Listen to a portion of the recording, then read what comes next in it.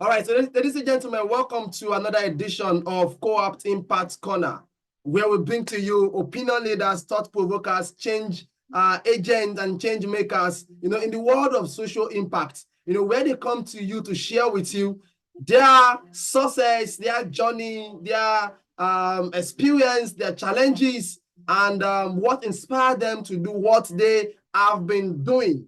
So ladies and gentlemen, please, in case, you are just joining, and you are so enthusiastic about what is going to happen today, I would like you to please share this session right now to others to let them know that we are currently live and would like to have them join us right away. Interestingly, today we have a personality who is going to be sharing with us our story, who will be sharing with us how she started, the work that she is doing. And this wonderful woman is no other person than Madam Foluke Ademokun. I'm not sure if I pronounced that name correctly, Madam Foluke Ademokun. But before I bring her up, ladies and gentlemen, I am G.O. Lawal, and it's a privilege, it's an honor once again to be your host for today. Yes, so this is the third episode of Coappt Impact Corner. And trust me, in case you've not seen the first episode and the second episode, we had the first episode with Mark Idiayi, the convener of Future Leadership Conference, and also the founder of Second Chance Care Foundation. The second episode, we had Nkechi, who is popularly called Inky Law, who is the executive director of Initiative for Women's Right, Human and Girls' Right Advancement, IWOGRA. Yes, and today we have the executive coordinator of Ajoke Ayisat Afolabi Foundation. Now, Foluke Ademokun, is a trainer on entrepreneurship development and a gender equality advocate with monitoring and evaluation expertise spanning more than 2 decades.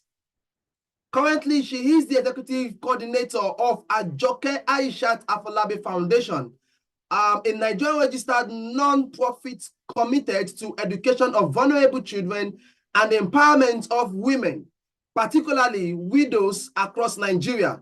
She serves on a range of committees focused on managing issues relating to child protection, women's rights and empowerment, and the integration of irregular migrants.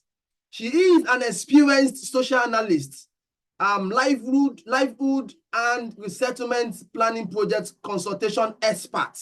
So please, ladies and gentlemen, we have someone who is resourceful and who is full of knowledge with us today. So please don't forget to start sharing to your networks that we are live already. Also, Foluke is a member of the Board of Trustees, Widows Advocacy Coalition in Nigeria. She is the secretary of the Board of Trustees, the Netherlands Institutions Alumni Association of Nigeria. And also she owns a postgraduate degree in public administration. As an author and researcher, she has presented papers at conferences across the world on livelihoods, entrepreneurship, and women empowerment, including coordinating publications highlighting support for widows in Nigeria and the management of sexual and gender-based violence. Foluke is a recipient of several awards on youth, women, and development, including an award from the Federal Ministry of Women's Affairs for contributing to national efforts at addressing gender-based violence and supporting women economic empowerment. Presently, she manages a range of projects on retaining vulnerable children in school, improving the capacity of women farmers, and increasing women's knowledge in technology, as well as increasing their access to devices, in demonstration of our commitment, to women. Ladies and gentlemen, once again, join me in appreciating and welcome Foluke Ademokun as our guest today. Madam Foluke, you're welcome. It's nice to have you join us today, ma'am. How are you today, ma'am? Yeah, I'm good. Thank you so much for having me, our general overseer. It's a pleasure to be here with you. I think that's what we call you as Gio. Yes. Thank you so much, Ma. It's nice to really have you. I can see, you are currently on transit, and of course, as someone who is busy and who has a lot to do, we appreciate the fact that you still made that time, to still be part of this, even though your schedule right now might not necessarily want to permit that. So we truly appreciate this, Ma, for the honor, to join us today. All right, so I think we can jump into it right away, Ma, right? Okay, yeah. All right, thank you so much. Yes, so Ma, I just read your profile right now, and our viewers out there would want to know more beyond what I've read. Probably there are things in that profile that you think, they help to introduce who you are specifically. So, for the sake of those who might be wondering and would want to ask, who is Foluke Ademokun? Thank you so much. I think essentially you have described who I am. I am one who is committed to the empowerment of women and children. And thankfully, I am one of those who find expression of their innate, ability and person in the work that they do. It's an opportunity, it's a privilege for you to work in an area that you are most fitted in. I am about volunteering, ensuring that this world, is better for all of us. I believe so much in sustainability. And that means that the people who occupy this world at this present time, they should not take everything that is in the world to the detriment of unborn children. So, and how do we ensure sustainability? It's about giving? Giving in terms of your treasure, giving in terms of your talents, and also just giving in terms of your time. Like you are here now, both of us, we are giving our time to put something down for the benefit of women and the youth and anybody who is passionate about social profit or social impact. So that's who I am essentially. The only thing is, maybe I didn't add because it's work environment, is I also volunteer in the church. That's who I am. I volunteer whatever God-given ability, talent that God has provided me with, in a way that I could help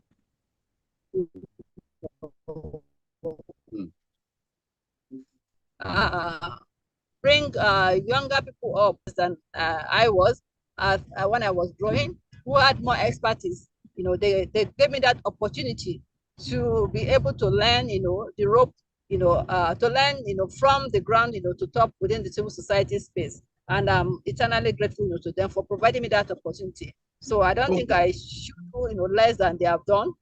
If I can't do more, at least let me use that same space they provided to see how many people we can bring on board and how we can make the society, the community that we live in, a better place. All right, thank you so much, Ma. Okay, so just like you said, you also volunteer in the church, and there's this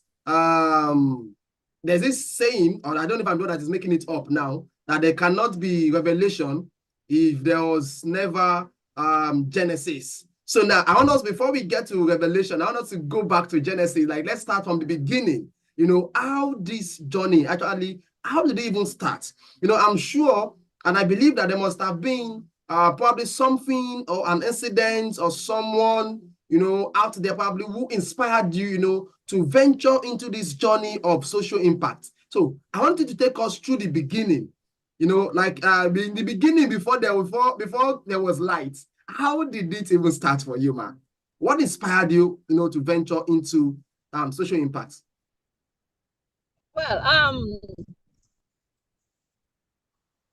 Well, if you want to look at it, some may describe it as accidental, but I don't want to say it's accidental, although it looks like it.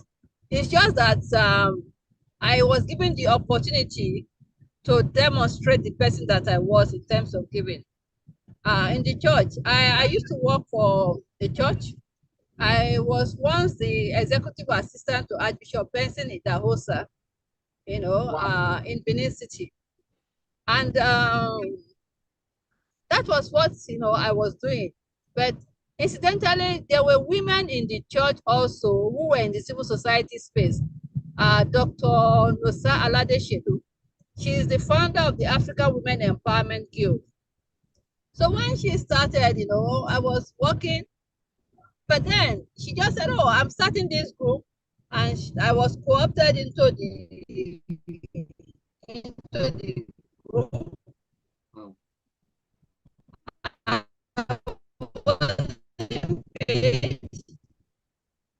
I was as a member, I just found, joy, administrative experience from my work environment to help, set up, documents and all that, to the place. I got involved in programs because the African Women Employment Guild involved in a project for the British Council, which was called Sardine. Sardine is school age democracy in Nigeria. That project was to promote democratic principles for younger persons. Because if you could recall, in the 90s, not many persons, not many Nigerians, particularly young Nigerians, knew so much about democracy because they were mostly under military rule. So Yeah. the project was used to introduce, democratic principles to secondary schools where you train students, to be able to identify qualities in leaders and to select leaders, and also train the class representatives as leaders so that they can take responsibility. So that was how I got, involved in it. And I just discovered that, oh, this was a space that I enjoyed because it just brought out who I was. It brought out my person, my inner person. I was comfortable with all of the activities, with the writing, with the organizing, because it's also involved in organizing. It was also a privilege to use that platform to train women in the church, because there are also women group in the church. We train on assertiveness, because this was the point at which, in the 90s, because of Beijing and all that, women empowerment was a subject, matter, and to drive, in circles. And because of Mayam Babangidas at that time, it was also fashionable for organizations and women groups, to begin to look critically at the issue of empowerment. Although it was not so popular, with the general public, because of the misunderstanding of the concept of feminism and Yeah. women empowerment. Yeah. Okay. Thank you so much for walking us through, the journey, how it started.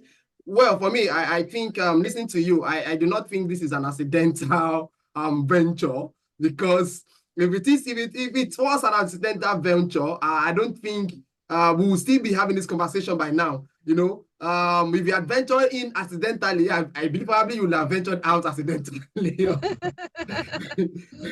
So I think it's a destiny that's not orchestrated by God. I think it just have to fit in one way or the other, and we are here. Okay. I agree. Now, because as our own organization, we've done a couple of engagements with your organization and provided some services and the rest of that. I'm forced to also ask that, over the years, I know you do a lot of things around women empowerment, youth empowerment, education, health. Are there specific maybe success stories or experience that you would like to share with us? That in fact, at this point, we would really like to hear you. Like maybe success stories, experience that you think, oh, for the past 2 years, for the past 2 decades, or for the past 2.5 decades, we've been doing this, and this is the kind of results we are seeing. Do you have 1 or 2 you want to share with us, ma'am? Yeah. I want to say, in the sector where I work, where the focus is on widowhood, rights, empowerment, I would want to say, to just submit that I have the privilege. It's a privilege, I would say, changed, the face of programs for widows. When I first joined, to a larger extent, the focus for widow was on humanitarian. Just okay, this widow, they don't have food to eat, they don't have clothes to wear, and whatever. It's not about empowerment, just for people to give widows food, and all that. But because as with the issue of insurgency, I saw that was changing. Yes, humanitarian or welfare programs can work for widows at a long time ago, because mostly they were of, the demographics was of the older women. With older women uneducated and unskilled, you can give them rice, you can give them beans and gari, and they can go from place to place. But with insurgency, with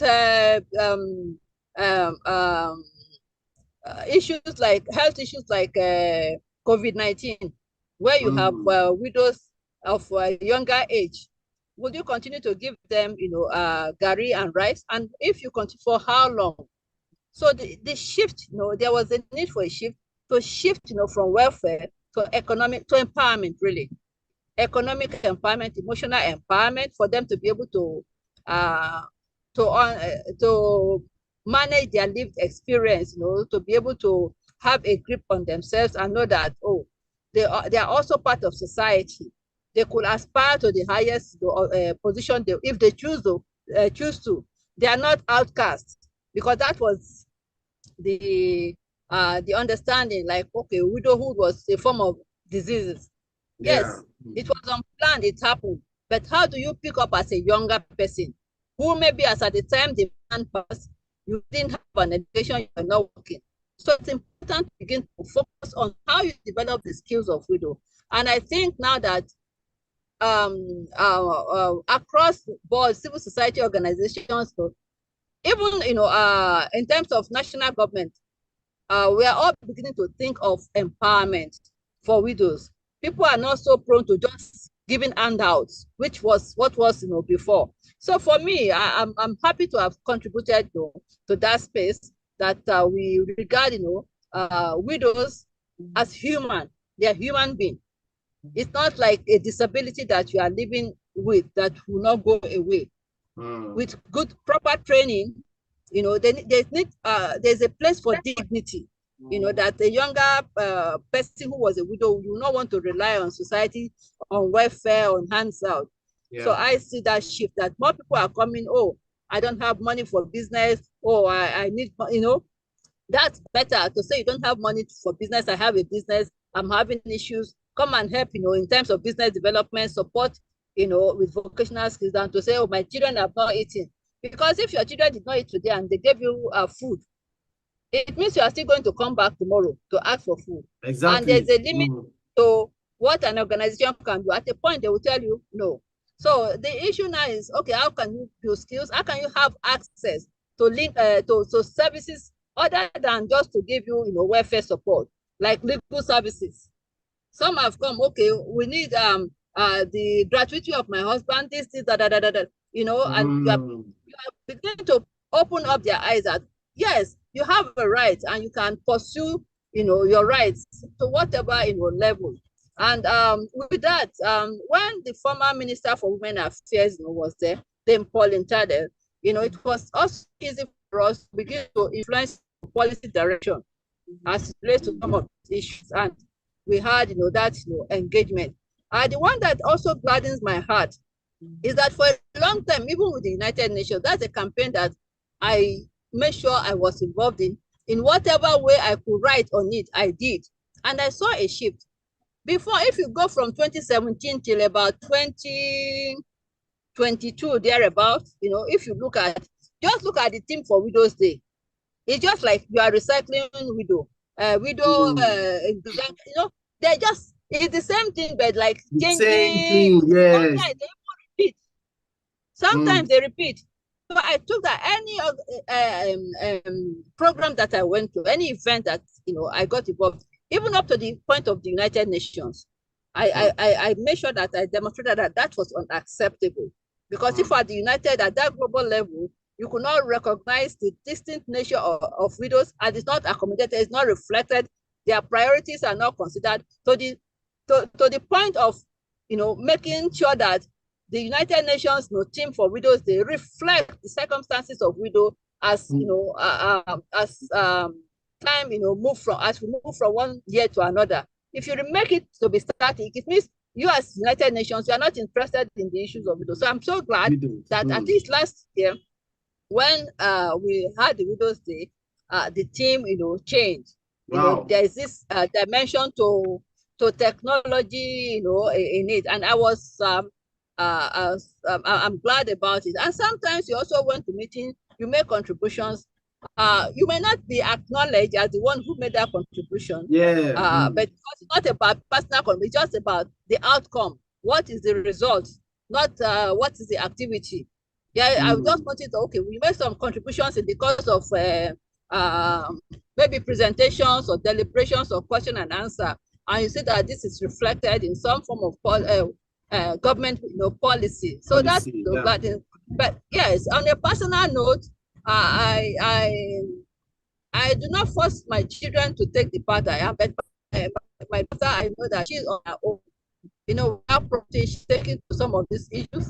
She's gotten some recognition even from the United Nations on some of the work that she did when she participated in some program. So yes, in our own little corner, we have been able to at least make some influence, contribute in a way that there's change within society. Yeah. Okay, so I know you just said your own little corner, even though I know that it is not a little corner. I know it's a massive corner because one of the things I found out when I was reading the profile of the organization, having yes. Can you hear me, ma'am? I can hear you now. I wasn't hearing you before, but please go ahead now. Okay, so I know you said what you've done, your own little corner. So I said that I am aware, yes. And I know that it is not a little corner, that it's a very big open space, because when I was reading through the profile of the organization and I saw that, you've helped a lot of women, a lot of youth out there, with over 200 million naira. I'm like, what? But maybe I just try to be modest and try to be humble right now, but I don't think that is a little corner. I think that is a very big and wide open space, for that you've explored, man. Okay, so before we go on, we have a lot of people watching us right now, who are watching us live right now, and I would like to say thank you so much for joining. Thank you for watching. If you have questions for Madam Foluke, please kindly drop them in the chat box. I'll be glad to take your questions, and I'm sure that you'll also be glad to respond to them. And do not forget to please subscribe. So this is a weekly podcast, so that when we come again to your screen next week Thursday, you do not get to miss it. Trust me, we always bring fantastic individuals, to share their experience with you. And this is all about making sure that we're able to inspire others, to become change agents out there, for them to be able to also see how they can begin to change, the society, in their own little corner, just like Madam Foluke just mentioned to us today. Okay, yes, so I'm going to proceed, to ask you, Ma. I know you are the executive coordinator of Ajoke Ayisat Afolabi Foundation. So I want to just take us through what this organization, what is it all about? Yes, I know you said a lot of things. Yes, probably from what you do, and they obviously reflect from what Ajoke Ayisat Afolabi Foundation does. But I want us to be like more specific, this time around. Probably they're like projects, their engagements you've done, because I reading through your profile, I think I saw stuff like you've done some things in the north, some things in, I think, in Zaria, in Enugu, and a couple of other things like that. So I want to just share some of these things with us. What exactly, do you do at Ajoke Ayisat Afolabi Foundation? Yeah, thank you. For now, I would describe us as pan-Nigeria, because we have 3 offices. We have 3 offices to cater, broadly, our region, and the national office is in Lagos, at Egbeda.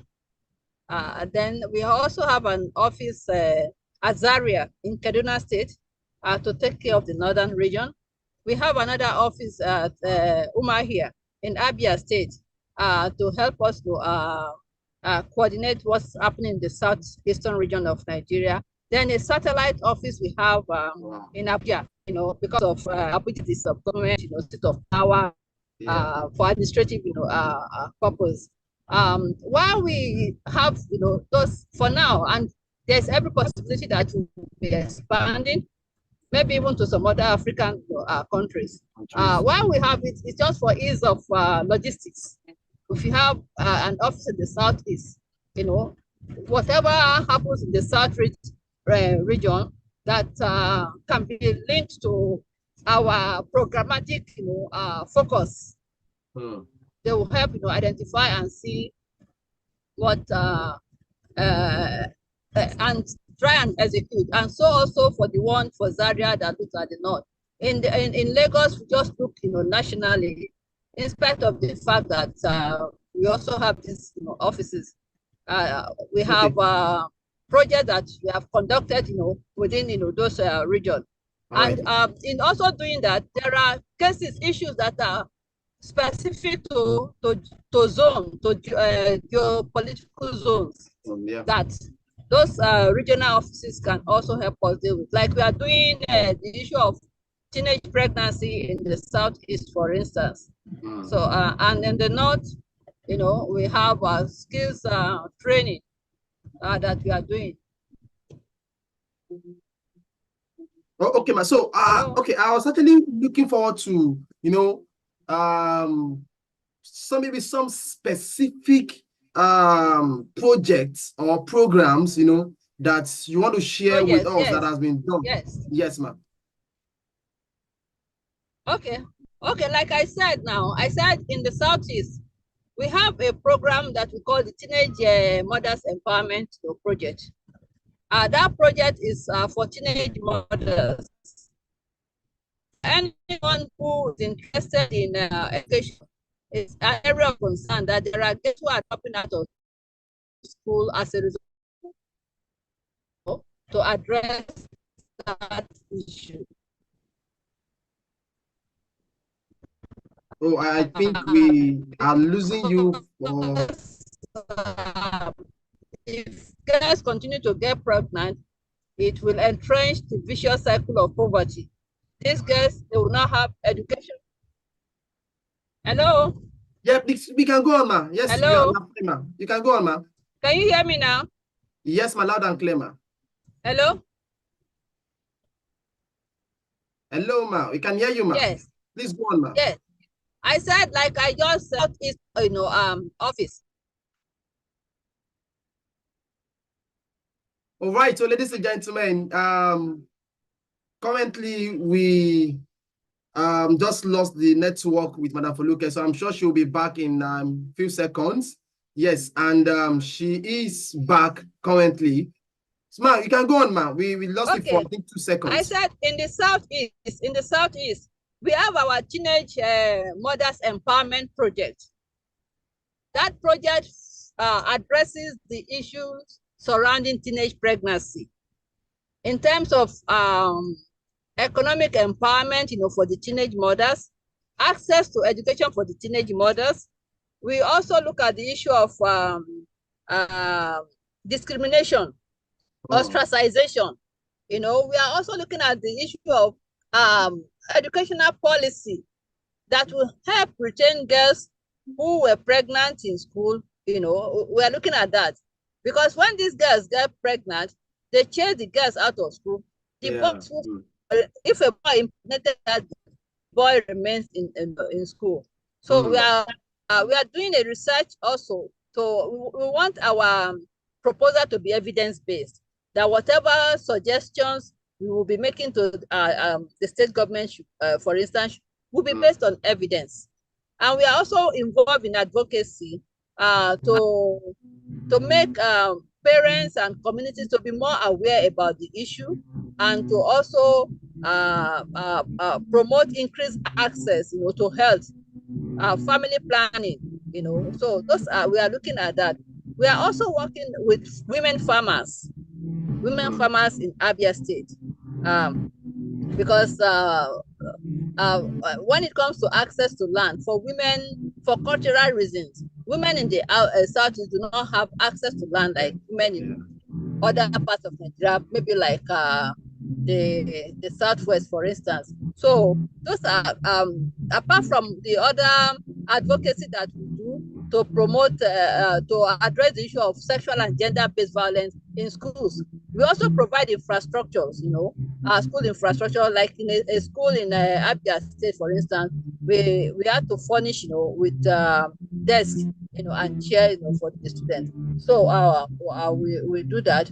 In the North, we are heavy on vocational skills acquisition, because some people may find it hard to say they want to go to school because of the very high rate of school dropout, you know, out of school, you know, children in the northern part of Nigeria. It's quicker to say, okay, come and learn a skill. So we have a skill center where skills such as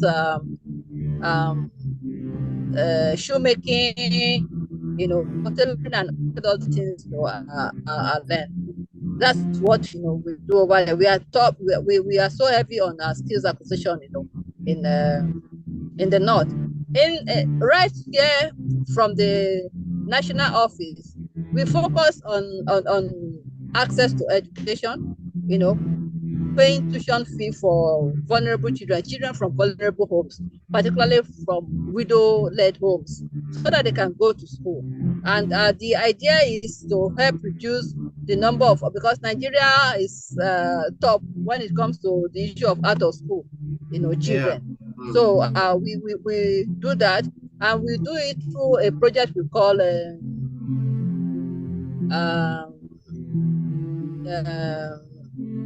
sack poverty. Sack poverty. Skills, yes, sack, you know, poverty. Sack poverty is skills acquisition, support a child with knowledge. Oh, okay. To eliminate poverty. SAC, support a child with knowledge. And that knowledge, you know, could be having formal knowledge, you know, through the school, or sometimes, you know, giving children also some skills, you know, training. So we do that. We also provide support infrastructure for public institutions like schools, like health centers. We do that. We do economic empowerment, you know, and that's talking about vocational and entrepreneurship skills, you know, training, particularly, excuse me, for women. We also, you know, promote access to justice for widows who could not get the entitlements of their husbands, or widows led also that victims, you know, of gender-based violence, because we found out that sometimes widows, because they don't have like a father. I know the way the society is, the culture is, yeah, if you don't have a father or a husband, a father figure, you are defenseless. People are prone to want to take advantage of yes, take advantage of the situation, yeah. Yes. So sometimes you see daughters of widows that have been impregnated as a result of this, you know, so they don't have a husband to take care of the home, and now they're having a daughter who is with a child, you know, that has yes. So sometimes, you know, we get involved in that. At least if you're not going to marry the girl, you have to provide child support. So yeah, those are the, yes, I must say, ma, that you that is a lot that, you know, you are doing with Ajoke Ayisat Afolabi Foundation. You know, one of the things you said earlier that really struck me so hard is the fact that, you know, you're moving away from the usual need-based approach, you know, to implementation or to what you do, you know. Yeah, maybe like let me use your language now. Maybe we are moving away from need-based to opportunity-based.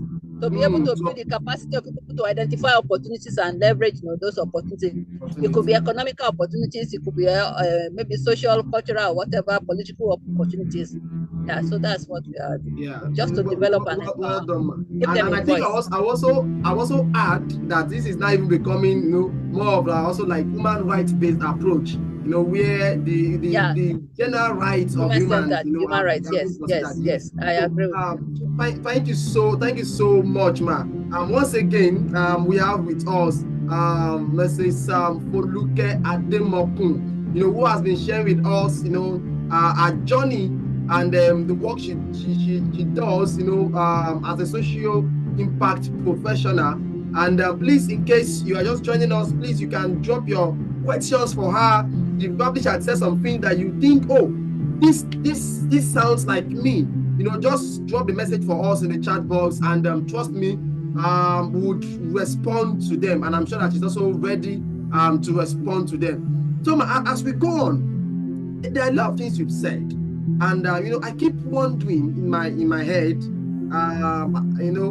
is it that all this has been rosy, or have there been challenges?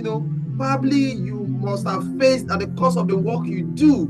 And I think, you need the whole world to know about these things. That, yes, even though we've been achieving a lot of results, but these are the challenges that we've been facing. Are there some you would like to share with us, ma'am? Well, I think our challenges are essentially what the challenges that are within the civil society space. Sometimes government will come up with regulations. Yes. Like before you could file annually. Now maybe you need to file, twice with the CAC and tax. And then as you are doing this, you as a civil society, your operating expenses should not be more than between 10 or 20% of your overall income. And if you are going to hire staff who are technical enough to do some of these things, you have to pay them in the civil society, because you are not a business. You are relying on donors and partners to fund you. The pay within the civil society is not as high as in the private sector. So that's a challenge. Even the funds for you for operation, that's a challenge on its own. And I was telling a young person earlier today that for you to succeed in the civil society space, you must be able to write. You must be able to speak. So, and those are skills that are not, readily available. If you need it, you need to pay. So, how do you, sustainability, making sure that you are paying what you should be paying and paying it at the time you should be paying it. So those are part of the issue. And if government, the environment for civil society also needs to be available for civil society organizations to thrive. In other places, there's a way that the society has been structured that encourage, crowdfunding, for instance, that encourage individuals to say, maybe to their bank at the end of the month, please debit me, in favor of an organization. Maybe somebody, yes, I love animals, I love dogs, for instance. I can decide to be putting a percentage of my income, to an organization that is focused on dog or any animal, of my choice. There are places that people, after they pass, they don't know, they will just say, okay, whatever I have, I give over to a particular organization or organizations that are involved in this. We don't have that culture in Nigeria. We do not have that culture. The culture we had was this communal way, not in terms of giving out money to people. If your uncle is going to help people, you're going to just do what they call this, I've forgotten, that you do like standard payment. Your uncle, maybe you live with your uncle, you have to work for your uncle, before your uncle will send you to school. So in terms of the culture, our culture, as it is now, or the way we run a civil society organization presently, the culture does not support it. So that's a challenge. It doesn't support it. A government also does not support it. Because if you are going to give to civil society as an individual, for you to get maybe some refunds, from your tax, from tax authorities, to say, okay, when you are filing your tax, I gave out to this. It's so difficult. It's so difficult. The environment makes it difficult for funds to come into civil society. And of course, there's this mistrust. Generally, the society, they don't trust the NGO. All this NGO, they are just chopping money, So those are and skills also, getting the right skills, so that you are not the only one running about doing all the right things, and so those are the issues. All right, thank you so much for sharing those challenges with us. So I want to read some of the comments and questions that we have from our online participants right now. Like I said earlier, we have a couple of people who are currently joining us and are watching us live right now. I can see Folashade Bangboye said that this is very educative. Thank you so much. Speaking Fingers Network says, yes, from philanthropy to empowerment. Thank you, Ma, for the value you had to sustainable development. Yes, thank you so much, Speaking Fingers. Promise says economic empowerment program is a way out of poverty, not just sharing food items to the vulnerable or less privileged. Exactly. That is very important. He said, thanks for the update, Ma. Also, I can see Shola Obadimu said this is a great organization. Yes, and he also said, is the organization affiliated with ongoing widows platforms being mobilized across the country? As I see a platform as good one federal government should work with. Yes, yes, I don't know if that's a question or a suggestion, but I think in a part is a question. If the organization, if it is affiliated with ongoing widows platform that is being mobilized across the country. So she then said, because she sees your organization as a good one that the federal government should work with. Yes, thank you so much. Okay, maybe if I can quickly respond to that. Yes, ma'am. I would say we in collaboration with other organizations that are working in the space of widows. We formed what we call Widows Advocacy Coalition in Nigeria, WASIN. It's a coalition for organizations working with widows. But I would appreciate if you could also provide additional information on some of these opportunities that she mentioned, or he or she. I'm just assuming that it's a she, with the federal government. I will appreciate, more information on that, so that we can, pursue that opportunity also. We also want to work. All right. So Shola Obadimu, I'm sure you can hear us. Please, if you have further information on how we can have Ajoke Ayisat Afolabi Foundation to be part of this federal government mobilization, across the country, just like we mentioned, I think it would be nice for you to please just drop it in the comment section, and let's see how we can probably reach out to you and see how we can take it up from there. Also, I have Ariola Yetunde. Yes, says, well done, my Anwib national president. Okay, so I believe that should be one of your people, actually. Also, I can see Ola Olushola said, awesome and commendable, ma. Well done and thanks for the good work. Yes, it's actually very good work. And I can see Toyosi Ezekiel says, thank you, ma, for the efforts and impact you had and still doing in our nation. Yes, thank you so much. Thank you, everyone. Yes, I think Speaking Figures or Steve says, from need-based to assess opportunities with right paradigm and context. Yes, so a lot of commendations. Like I said, that one from Mary Folashade. A lot of people are actually dropping, a lot of commendations, to you for the great work you are doing. So as we proceed, maybe before we end this session, there might still be other questions that would probably get to treat. Okay, so we are coming towards the end, of the session, because we don't want to keep people waiting, for too long. I know we are all enjoying it. In fact, left with me, I feel like I can still continue having this conversation with you, but we are so pressed for time, and so we need to try to manage the time quickly. Right, so as someone who work with women. So this is more like I would say general question, more like a question that touches on several issues across Nigeria.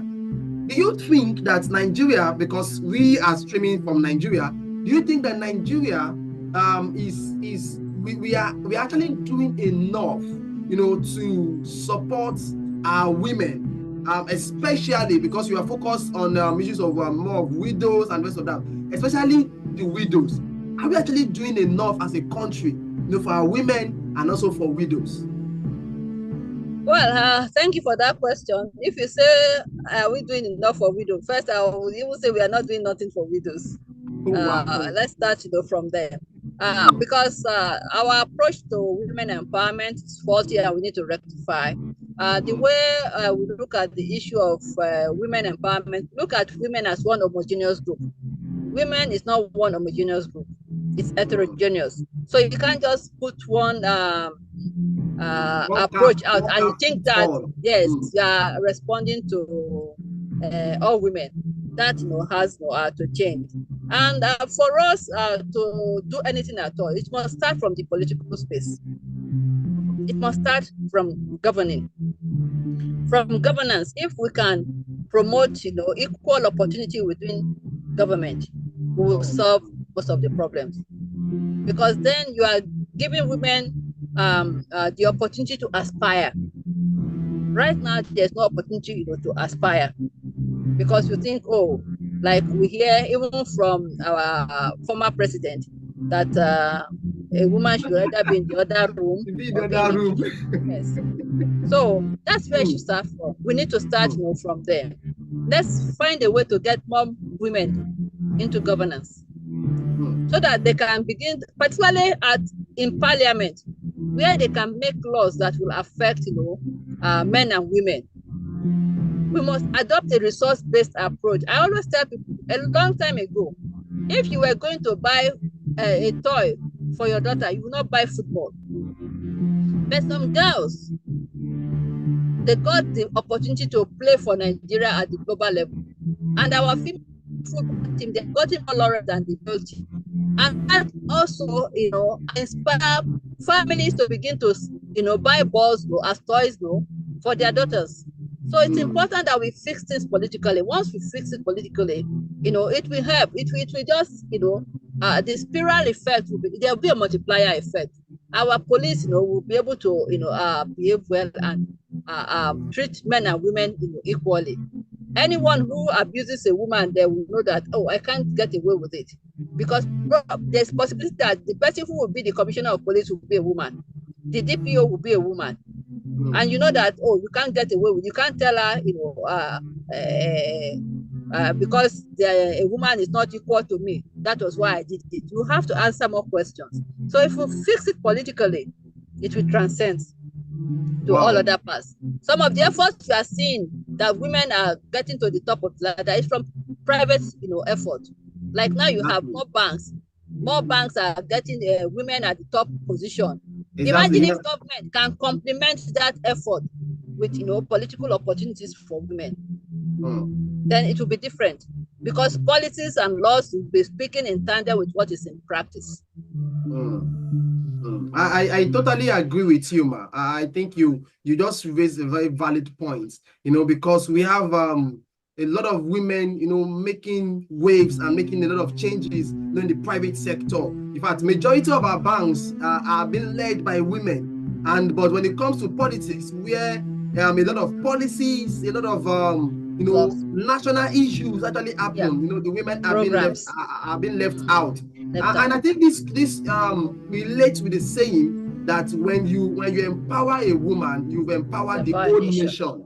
Because you're not just empowering an individual, because the woman is also going to, it's going to give birth to children, and it's also, women are very good. Women are very good when it comes to coordinating. And like there's a saying also that when you give a woman, you give her a sperm, she gives you children. When you give her a house, she gives you a home. Give you a home. Yeah. She multiplies everything. And personally, I think in my own opinion, I've always advocated and I've always said, I think that the only time when Nigeria can be better I don't know if I can use that word, is when we eventually had a woman president. So I don't know, I so much believe in it. But I know, you know why you think like that. Let's look at the average home. In a home where a woman ends well, check the children, check her husband.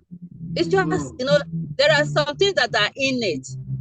Exactly. And that's what we are saying. A woman, as a woman, I don't want to be a man. But there are innate abilities that I have as a woman that a man may not necessarily have. So if you don't allow almost half of your population to demonstrate their abilities, you are robbing the whole nation. If you are in a home, you are a married couple, and you do not allow your wife, you know, to demonstrate her own ability and skills, you are robbing that home half of the potentials that the home has been provided with. Let's take a resource-based approach to it. I'm not saying put a woman there because a man is there. No, there are gifts that women have that men do not have. There are gifts that men have that women do not have. Don't let us rob, you know, ourselves of the opportunities, the gifts that the other person has. Let's leverage and utilize. Let's harmonize, coordinate everything for the benefit of our nation, for the benefit of homes, for the benefit of communities, for the benefit of our businesses. Yes. So, ladies and gentlemen, you've heard it. So, let us maximize the individual capacity that the woman has, that the men have, and let's see how this can rub on each other for the benefit of our children, for the benefit of our country. And that is the only way we can actually move forward. So, ladies and gentlemen, I can see a lot of comments dropping in the chat box right now, and that is to show that this is really an interesting conversation. Please, for everybody who is live right now, please don't forget to subscribe because, like I said, this comes every week. Do not forget to subscribe right now. You can do that right now. Subscribe and hit the notification button so that anytime we have content like this, you know, you get to be part of the first set of people to see them. And also, you can also like, you know, the conversation. You know, the good thing about when you like, you know, conversations like this is that the algorithm makes it easier for other people, you know, to see it. And you know, you would agree with me that this conversation today, there are a lot of people online that needs to watch it, that needs to see it. Maybe our government officials will begin to see it and they begin to think. And I know we've had a lot of conversations with them, but we can't keep quiet. When we try strategy A, we try strategy B to Z. And when A to Z is not working, we go back again to A1 to B1, and we keep going and keep going. So please kindly like this, you know, drop comment, drop your recommendation, whatever it is. And I will take one or two comments I can see here. I can still see one from Speaking Finger. She said, thank you for the timely call to culture of collective value. What's it called? Timely call to a culture of collective value-based giving, man. Yes, thank you so much. I can see Bolanle Omidiji says, education is the most powerful weapon that we can use to change the world. Well done, my sister. Yes. And I can see, yes, we have Association of Nigerian Women in Business. Also, they dropped this comment saying, big up our amiable, resilient, resourceful, value-added national president. We celebrate you. I love that those qualifications. It's like rhymes. Amiable, resilient, resourceful, value-added national president. All right, I can see Ibrahim Khadija says, well done, ma'am. Yes, and I can see Speaking Figure again says, a parity and gender equality is the beauty of national building. Wow. I think we should put this into frame and hang it on the wall. Oh, that's so fantastic. Thank you so much, everyone. Please don't forget to like and don't forget to subscribe. We really need you to do that so that we're able to push this to more viewers out there. Finally, ma, because we need to wrap things up at this junction, ma. I would like you to state how people can connect with you.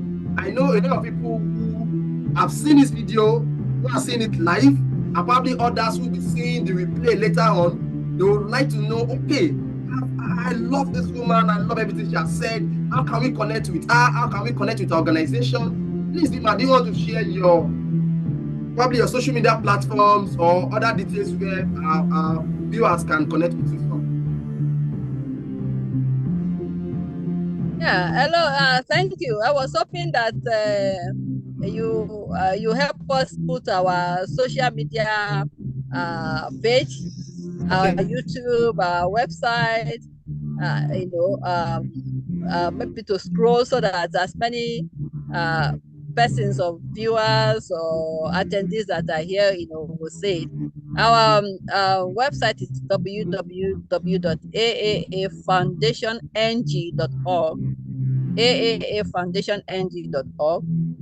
If you visit our website, you will see the work we are doing. And that on Facebook, we are Ajoke Ayisat Afolabi Foundation. Those details are there. On a personal note, the number I can remember right now is 0805 209 1122. 0805 209 1122. You can send WhatsApp messages to that number. And there's another number that you can call. That is 0817 595 1122. It's an Can you put that again, ma? Okay, I should call the second number. The second number, sorry. Yeah, the second number is 0817 595 1122. 0817 595 1122. You can call, and talk to us on that number. And of course, you can also send us an email on AAA Foundation. That's AAA Foundation 2007 at yahoo.com. AAA Foundation 2007 at yahoo.com. AAA Foundation 2007 at yahoo.com. We'll be glad to hear from you. Right. We look forward, particularly with the suggestions that we had online. If there are opportunities that you think we could pursue, organizations that you think we can collaborate with, we are open to collaboration. Thank you so much, everybody. Well, thank you so much, ladies and gentlemen.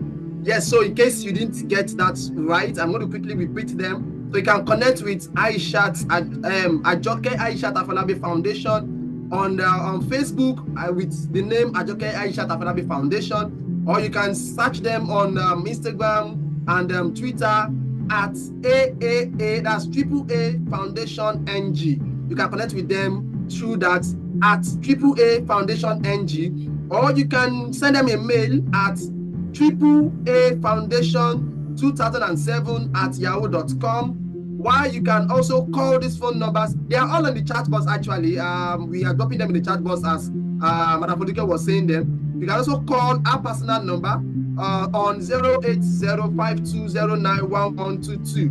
08052091122, or you can call 08175951122. This is how you can reach her, and you can reach Ajoke Ayisat Afolabi Foundation.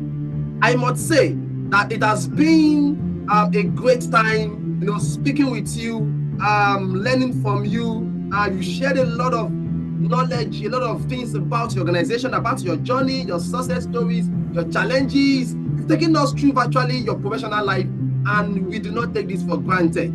Thank you so much, Ma, for the opportunity, to host you today, in today's session. I really appreciate you, and I must say that great things you're doing out there, Ma. Please continue doing them. I think the sky is just the starting point, and we believe that what you're doing, you go beyond Lagos, beyond Anambra, yes, we know, beyond Zamfara, to Kenya, South Africa, Namibia, Zambia, across the world, to Australia, South America, and everywhere, and they will feel the impact, of the work you're doing. Thank you so much. Keep doing what you're doing. And yes, to our viewers out there, once again, this is Coappt Impact Corner, brought to you by Coappt Solution. Coappt Solution is a social tech company which connects social impact professionals, organizations, and enthusiasts, to opportunities, to resources, to communities, to network that is necessary for them to succeed. Now, we do this as a tech company as a way of making sure that everyone whose work, either public, either private or NGO, non-profit, in as much as your work is geared towards building the society, trust me, we are your call to guys and ladies, to get you, out there, give you that break, bring that digital transformation that you need to get your work out there. And you trust me, you will not regret engaging us in any way, because we are good at what we do. I saw was it a mattress company that says we are good in bed? I don't know, but for us, we are good in tech. You understand? So please, you can reach out to us. Follow us on all social media platforms at Coappt, at COAPPT, at Coappt, on Facebook, Twitter, Instagram, X, which other one? Anyone you can think of, it's at Coappt. Yes, even on LinkedIn, it's at Coappt, and we will be ready to work with you. You have what's it called, the website, you have like training events, you have programs to do, you want to take trainings and a couple of other things. Yes, and by the way, I must say that we'll be working with Seed Africa Initiative for Development, to organize an AI evolution project, which will be starting with schools, in the months of towards the end of May and June, and you get to see more details from us, as we progress. Once again, I am G.O. Lawal. Madam Foluke just called me General Overseer. Okay, actually, I've been the General Overseer of today's session, and just like I always let you know that this happens every week. And next week, Thursday, same time, we'll be bringing another personality to you just like this for them to share with you their story. You can follow me online at I am G.O. Lawal across all platforms, and I'll be glad to connect with you. Yes, and I must say that I have also my colleague behind the camera here, doing the magic with the keyboard, the computer and all those other things there. And it's not that person than Samuel or this Sawyer. Yes, he's here with me and doing the magic behind the scene. Yes, so ladies and gentlemen, thank you so much. Do not forget to subscribe.